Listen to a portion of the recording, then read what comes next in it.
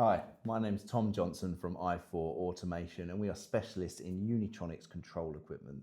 Unitronics really innovating in the space at the moment with PLCs, HMIs, VFDs, servo drives, distributed I/O, as well as cloud-based software to get you remotely connected to the PLC and be able to view what's happening in the PLC from anywhere in the world. Really good bit of kit. And currently at i4 Automation, we've got an exclusive UniStream starter kit deal with a PLC, with I/O, digital I/O, analog inputs on there as well, DIMM rail mounted virtual HMI PLC, all in one unit with expandable I/O on it as well. And we're including the power supply as well as the programming cable and Ethernet cable to get everything going on this PLC, just so you can start your journey with using control equipment. And that's what we're here for. We're here to support you, and to prove that, we've actually included in that UniStream starter kit a place on our 2-day training course here in person at our training facilities in Cambridgeshire. So that's available to you, and I thought a really good way to just sort of get things going with that UniStream starter kit was to show you how we can connect that UniStream PLC to a VNC to access that virtual HMI, both from the PC and the PLC. We'll also have a look at how to download, how to set up that configuration, and also we'll have a look at some of the ladder logic in there as well, just to show you how some of it works. In some later videos, we'll go into a bit more depth in all of this, but this is just a quick overview of how you can get that VNC connection to the PLC.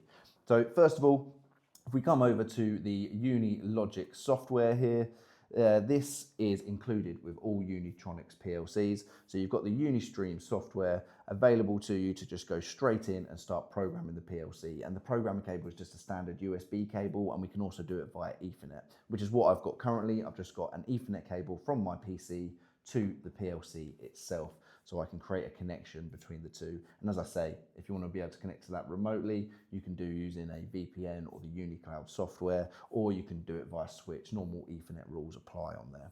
So the first one we're going to have a look at here is actually setting the IP address on the PLC. So we've got two IP addresses on the PLC. We've got a panel Ethernet address and a CPU Ethernet address. For the purposes of this video, we do not need to worry about the CPU Ethernet address. It's effectively only used for Ethernet IP connections. Everything else really comes through the panel Ethernet address. So when we're addressing everything for our VNC server, it's going to be via our panel Ethernet address. So I'm just going to open that up in our Solution Explorer on the left-hand side. And then on the right, we can see I've set an IP address of 192.168.1.4. Set the subnet mask, the default gateway, everything on there. That's great. I've set the CPU Ethernet address to just 0.0.0.0 because we're not going to need it for this exercise. And then if we go into VNC server management, as default, it is disabled, so we can enable the VNC server management and give ourselves a password, which is the password which we're going to use to connect to the PLC virtual HMI via VNC. It needs to have an uppercase letter, a lowercase letter, and numeric in there, and it has to be between 6 and 8 characters long. So I've added that into the PLC, and now I can just make sure that I've got a PC to PLC communication established by pressing on this button at the top here, ticking the Ethernet box, and we've got a nice green tick. It says the software, the firmware inside the PLC is up to date. That's great. Now we can go up to the top left-hand corner. We've got a few download options I'm not going to go into in any detail in this video, but we can just select the download option and download that program to the PLC. What that's going to do is going to verify the connection to the PLC. It's going to compile the project, and then it's going to download it into the PLC, and it's preparing the download now.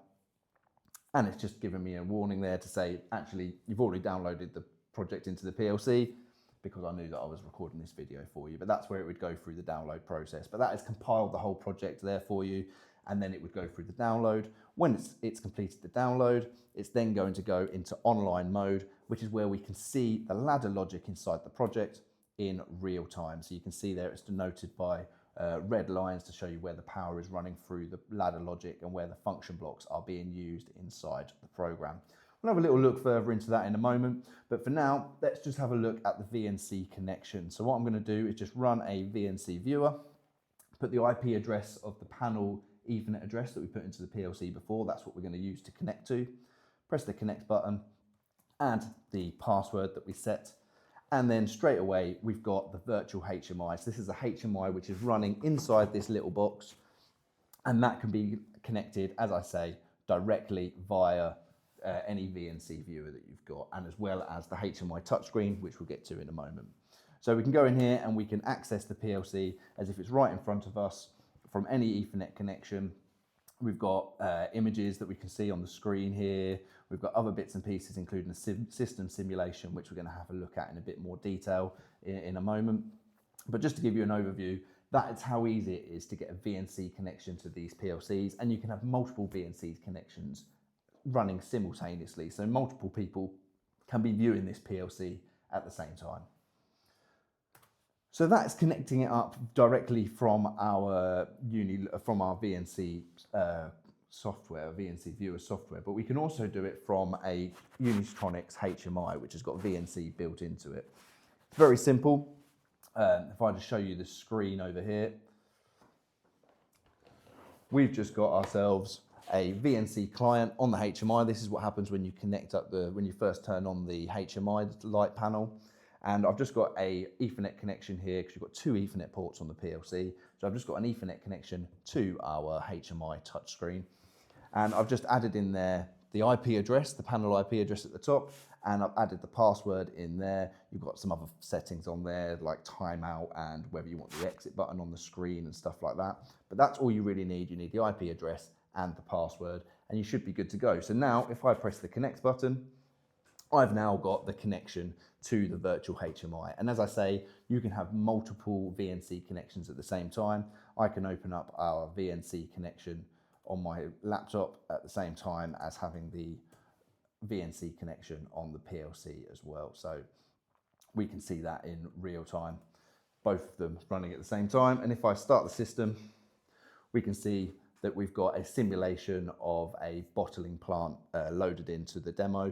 And what that's doing is we've got a gauge on the screen, which is showing some pressure. And we've got some graphs on here to show the bottle being filled up.